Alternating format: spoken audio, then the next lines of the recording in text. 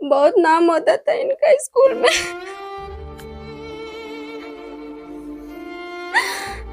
गरीब बच्चों को जिसके माता पिता नहीं रहते थे, ये फीस मना कर देते थे कि मत देना फीस।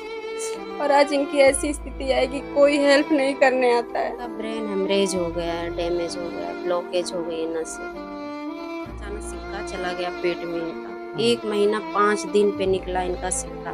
पहले तो बड़ी आंत में फंस गई, फिर छोटी आंत से इनका सिक्का निकाली डाल के, वो भी ब्लड आने लगा था। मतलब लैट्रिन के रास्ते से हाथ हाँ, डालकर सिक्का आप निकाला। निकाली। लैट्रिन नहीं हो रही है तो मैं खुद ही अपने हाथ से इनका लैट्रिन निकाल देती थी। साथियों नमस्कार, मैं हूं राकेश और आप देख रहे हैं मीडिया यूपी 61। आज हम एक ऐसी महिला की कहानी आपको दिखाने और बताने का प्रयास करेंगे जो आज सचमुच में कहा जाए तो पतिव्रता जो नारी होती है, आज उस चीज को दिखाने का प्रयास करेंगे। किस तरह से अपने पति को लेकर के सती हुई है नारी। इस नारी को सलाम, इस बहन को सलाम। क्या है मामला, आप इस वीडियो को जरूर ध्यान से देखिए और सच्चाई आपको समझ में आएगी तो जरूर कमेंट करिएगा कि हकीकत में क्या चीज है। क्या इस बहन ने जो कर रखा है, जो कर रही है, क्या सचमुच में सही कर रही है या गलत कर रही है। आइए जानने का प्रयास करते हैं। अपना परिचय दीजिए। क्या नाम पड़ेगा आपका? मेरा नाम दीपा है, मैं लीलापुर गांव से हूँ और ये मेरे हस्बैंड जी हैं चंद्रिका प्रसाद। मेरे 3 छोटे बच्चे हैं जिसका पढ़ाई लिखाई बंद चल रहा है अभी। आपके पति को क्या हुआ है? मेरे पति को ब्रेन हेमरेज हो गया है, पैरालाइज है, लकवा मार गया है। ये समस्या कितने दिनों से चल रही है? ये समस्या हो गई 16-17 महीना हो गया। हम्म। अभी कोई रिस्पांस नहीं मिल रहा है। कहाँ कहाँ तक आप गई थी दवा ववा करने के लिए? थोड़ा सा दिखाइए। इनके पति हैं जो इस समय इस बेड पे जो सोए हुए हैं, बहुत दिनों से लाचार चल रहे हैं और ये दवा करके थक चुकी हैं। क्या है मामला, जानते हैं? मैंने कोई भी हॉस्पिटल नहीं छोड़ा भैया। मैं हेरिटोज हॉस्पिटल, बेचू, अपना बनारस, मतलब प्राइवेट से लेके सरकारी तक सब हॉस्पिटल में इनका इलाज करा चुकी हूँ, मगर कोई रिस्पांस नहीं मिल रहा है। डॉक्टर क्या बोले हैं? डॉक्टर लोग बोलते हैं कि इस चीज की कोई दवाई नहीं बनी अभी तक, इनका सेवा करो बस। क्या रोग क्या बताए हैं? इनका ब्रेन हेमरेज हो गया है, डैमेज हो गया है, ब्लॉकेज हो गई है नसें। तो क्या क्या समस्या इनको होती हैं? समस्या तो बहुत सारी हैं भैया। इनको ना लैट्रिन होती है ढंग से, ना खाना खा पाते हैं, ना बैठ पाते हैं, ना बोल पाते हैं, बस रोते रहते हैं। कुछ भी नहीं कर पाते अपने से, सब हमको ही करना पड़ता है। तो खाना खाने के लिए क्या इशारा उशारा करते हैं? नहीं, कुछ भी नहीं करते हैं। हम अपने आप से इनको खाना खिला देते हैं, टाइम टाइम से पानी खाना सब अपने से खिलाते हैं। लैट्रिन विट्रिन? वो कुछ भी नहीं बता पाते हैं, वो ऐसे कर देते हैं तो मैं साफ करती हूँ। तो उनको बाथरूम ले जाते हैं आप या कैसे? नहीं नहीं, बिस्तर पे ही कर देते थे। अब तो थोड़ा लैट्रिन होने लगी इनका, वरना पहले तो उनका लैट्रिन भी नहीं होती थी, तो हमें अपने हाथ से निकालना पड़ता था इनका हाथ लैट्रिन। से निकलना पड़ता था? हाँ, मैं अपने हाथ से निकालती थी। बहुत दिक्कत होती थी, बेचैन हो जाते थे बिल्कुल। जब लैट्रिन नहीं होती थी 2 दिन 4 दिन पे, तो हमें महसूस हो जाता था कि अब इनका मतलब लैट्रिन नहीं हो रही है, तो मैं खुद ही अपने हाथ से इनका लैट्रिन निकाल देती थी। तो ये प्रक्रिया कितने समय से आप कर रही हैं? ये तो मैं 4-5 महीने की। अब तो इसका दवाई चल गया है थोड़ा बहुत, तो 2 दिन पे 4 दिन पे कर लेते हैं। वो भी कभी कभी नहीं होता है तो करवाना ही पड़ता है। अच्छा। हाँ, तो खाना वाना खाने के लिए कहते होते कुछ नहीं है? कुछ भी नहीं कहते हैं। खाना पानी क्या हो रहा है नहीं हो रहा है, बस बात समझते हैं, रोते हैं और कुछ नहीं कर पाते। इससे पहले क्या करते थे यार? ये एक प्राइवेट टीचर थे, बहुत अच्छे टीचर थे, पढ़ाते थे बच्चों को। बहुत नाम होता था इनका स्कूल में।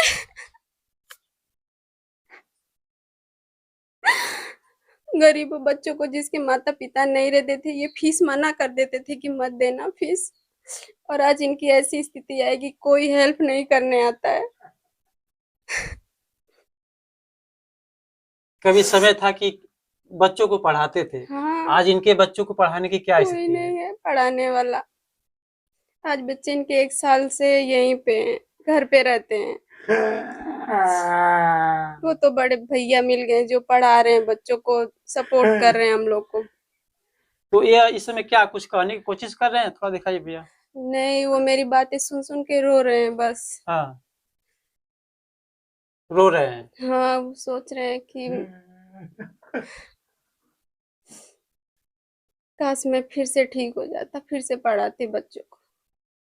अपने दुःख को लेकर के उनको एहसास हो रहा कि आज ये स्थिति नहीं रहती, तो हमारे बच्चे या हमारे परिवार के लोग इधर-उधर दौड़ियाते नहीं, ये ना? हाँ भैया, तो बहुत सोचते हैं, सबको देख-देख के मैं कहती हूँ देखो सबके बच्चे पढ़ रहे हैं, लिख रहे हैं, हमारे बच्चे घर पे हैं, तो बहुत रोते हैं कि एक शिक्षक मतलब शिक्षक और मास्टर का बेटा-बेटी नहीं पढ़ रहे हैं, घर पे हैं। तो किसी भैया का आप नाम ले रही थी, कौन वो भैया हैं जो सपोर्ट आपको करते हैं? वो सिद्धार्थ भैया हैं, उनसे तो खून का रिश्ता नहीं है मेरा, पर वो ऐसा लगता है मेरे सच में वो मेरे अपने ही भैया हैं, बहुत मदद करते हैं मुझे। कौन से? मैं सिद्धार्थ राय जो माननीय मनोज सिन्हा जी के हाँ, वो पीओ रह चुके हैं। अच्छा वहीं हाँ, सिद्धार्थ भैया के नाम हाँ, से जो जाने जाते हैं हाँ, समाज सेवी। सिद्धार्थ भैया वही हैं। अच्छा वहीं आपका सपोर्ट किए। हाँ, वही कोई नहीं आया सपोर्ट करने, मैंने उनसे कहा वो तुरंत ही आए, मेरा हेल्प किए। हमारे बच्चों को पढ़ाना, लिखाना, इनको बेड, ऑक्सीजन मशीन, जहाँ दिक्कत होती है मैं तुरंत कहती हूँ उनसे, वो तुरंत तैयार हो जाते हैं। अच्छा ये बेड वहीं दिए हैं? हाँ, भैया नहीं दिए हैं। क्यों आप इसकी व्यवस्था नहीं कर पा रही थी? नहीं, मैं नहीं कर पा रही थी। मैं तो अपने बच्चों को खिलाना-पिलाना, इनका जितना खर्चा वही नहीं उठा पा रही थी। हाँ। तो बेड कहाँ से लाती? वो तो भैया मिल गए कि हम लोग को बहुत मतलब अब किसी चीज़ की ऐसा लगता है ज़रूरत ही नहीं है, भैया आ गए हैं तो। एकदम भगवान बन के आ गए हमारे लिए।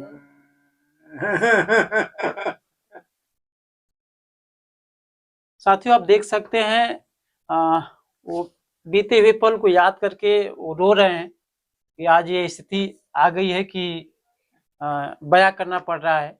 अब तक कितने लोग आपको सहयोग किए हैं? इस दुख की घड़ी में कौन-कौन आया है? अब पहले तो रिश्तेदार लोग थे जो कभी-कभी दे देते थे, वरना मेरे मायके के ही लोग जितना लगा 6-7 लाख रुपया वही लोग लगाएँ, पर वो भी लोग कब तक लगाएँ? उनके भी तो परिवार हैं, बच्चे हैं, बड़े बहुत लोग हैं, फिर भी अभी भी सपोर्ट करते हैं वो लोग। हाँ।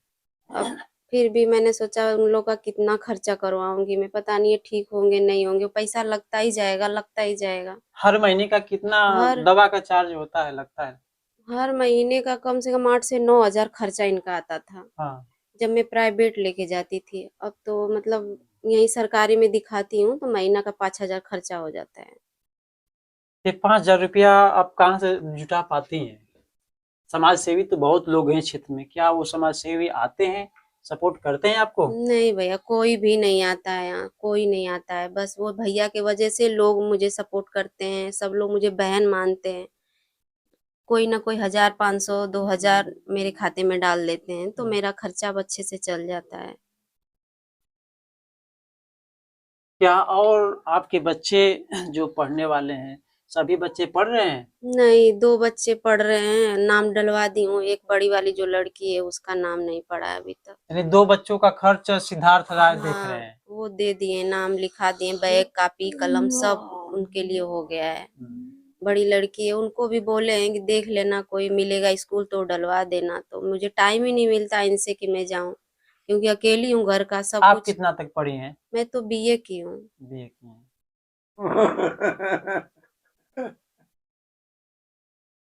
अच्छा एक सोशल मीडिया पे भी आपकी वीडियो चल रही थी सिद्धार्थ भैया की और आपकी वीडियो। उसमें ये भी बताया जा रहा था कि सिद्धार्थ भैया बच्चों को साइकिल कपड़ा, ड्रेस, स्कूल की हर बातें दिखाई दे रही थी उस वीडियो में। हाँ। और आप सिक्का की बात एक हो रही थी, क्या कोई सिक्का का पैसा-वैसा घोट लिए थे? हाँ भैया, वो छोटा बच्चा था मेरा, ये सोए थे, वो आइसक्रीम खाने जा रहा था, तो बोल रहा था पापा आइसक्रीम खाओगे, आइसक्रीम खाओगे? तो ये थोड़ा चिड़चिड़ापन रहता है इनके अंदर, ये ऐसे हाथ किए हाँ, और अचानक सिक्का चला गया पेट में इनका। हाँ, 1 महीना 5 दिन पे निकला इनका सिक्का। पहले तो बड़ी आंत में फँस गई, फिर छोटी आंत में। कम से कम 1 महीना में मैं 3 बार गाजीपुर लेके गई, 6-7 दिन लेके भर्ती रही। कोई डॉक्टर ले ही नहीं रहा था रिस्क, सब बोल रहे थे पीजीआई ले जाओ, बेचू ले जाओ। मैंने कहा मैं कहीं ना ले जाऊंगी, आप मेरा यही इलाज कराइए, मेरा कोई नहीं है, मैं अकेले कहाँ लेके जाऊंगी। बोल रहे थे आप अकेले लेके जाओ। फिर मैंने भैया से कॉल किया कि भैया ऐसे ऐसे लोग कह रहे हैं, तो कहने देखो क्या कर रहे हैं, क्या बोल रहे हैं। मैंने बोल रहे हैं कि हाथ से निकालो उनका लैट्रिन। तो बोल रहे हैं कह रहे हैं तो एक बार देख लो कोशिश करके। तो मैंने ले गया, एक हॉस्पिटल खाली था उसमें ले जाके फिर हाथ से इनका सिक्का निकाली डाल के, वो भी ब्लड आने लगा था। मतलब लैट्रिन के रास्ते से हाँ हाथ डाल करके सिक्का आप हाँ निकाला। निकाली। उनकी आंखें बंद हो गई थी, ऐसा लग रहा था। वो लोग बोल रहे थे कि ये मर जाएंगे तो हम लोग जिम्मा नहीं लेंगे, देख लो इनकी सीरियस है, आंख फटने वाली है। मैंने कहा कुछ भी हो जाएगा मैं तो रिक्स लूंगी, यहीं पे करूंगी, मैं कहीं ना लेके जाऊंगी। मैंने रिक्स लिया और वो सिक्का निकल गया। डॉक्टर जवाब दे दिए थे। हाँ डॉक्टर लोग जवाब दे दिए थे। तो आपको ये हिम्मत कहाँ से आती है? है कोई भैया जो हिम्मत देते हैं, सपोर्ट देते हैं कि आप हिम्मत रखिए, हम सब लोग आपके साथ हैं। सब लोग मुझे हिम्मत देते हैं। आज के डेट में देखा जाए तो पतिव्रता नारी पतियों के साथ मिलजुल कर रहना, जीवन साथी के रूप में चलने का वो बहुत कम देखने को मिलता है। लेकिन आप हैं तो अपने पति की सेवा लगातार देखते हैं तो करती आ रही हैं, बता रहे हैं आप। और आप उस पल को भी याद किया, उस पल के गुजरी आप हैं जो आपके जीवन में शायद ही आया होता। हाँ भैया पता नहीं कैसे सब अपने पति को मार देती हैं, ये वो कर देती हैं। हमें तो ये एक दिन खाना मतलब ना रहूंगी तो टेंशन हो जाती है कि पता नहीं बच्चों ने खाना खिलाया होगा कि नहीं खिलाया होगा। अगर लैट्रिन कर दी होंगी तो पता नहीं साफ की होंगी कि नहीं की होंगी। मतलब हम कहीं रहते नहीं, ना शादी ब्याह पार्टी, मुझे कुछ भी अच्छा ही नहीं लगता है। बिल्कुल 24 घंटा इन्हीं के पास रहती हूँ, कहीं नहीं जाती हूँ। मेरा भी मन एकदम ऊब सा जाता है कि कहीं जाऊं, थोड़ा इधर उधर घूम लूं फिर लूं, पर नहीं, इनको देख के जाने का मन ही नहीं करता। ये जाने नहीं देते, रोने लगते हैं, बस रोते रहते हैं।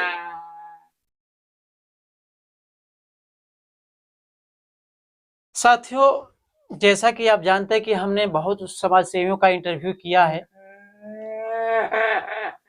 और आज ये जो स्थिति है, ये कहानी है, जो इस बहन की कहानी है, इस परिवार की कहानी है। छोटे छोटे 3 बच्चे हैं और इन्होंने बताया कि सिद्धार्थ राय यानी सिद्धार्थ भैया के नाम से जो समाज सेवी जाने जाते हैं, वह इनका सपोर्ट करते हैं, पूरा का पूरा सहयोग करते हैं, बहन मानते हैं इनको। और ये बेड है, उधर ऑक्सीजन रखा गया है, वो है, सारी चीजें सिद्धार्थ भैया जी के द्वारा दिया जाता है। तो सिद्धार्थ भैया को मैं सलूट करता हूँ कि आज इस बहन के लिए आप इतना करते हैं, तो सचमुच में वाकई में आप भगवान समान हैं।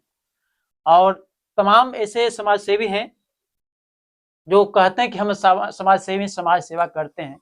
मैं उन समाज सेवियों से कहना चाहूंगा कि एक बार इस बहन को देखिए, इनके परिवार को देखिए, और जो बच्चों को शिक्षा देने वाले गुरु थे, उन गुरु को देखिए क्या हालत है, किस स्थिति में इनका गुजारा हो रहा है, कब तक ये चलेगा।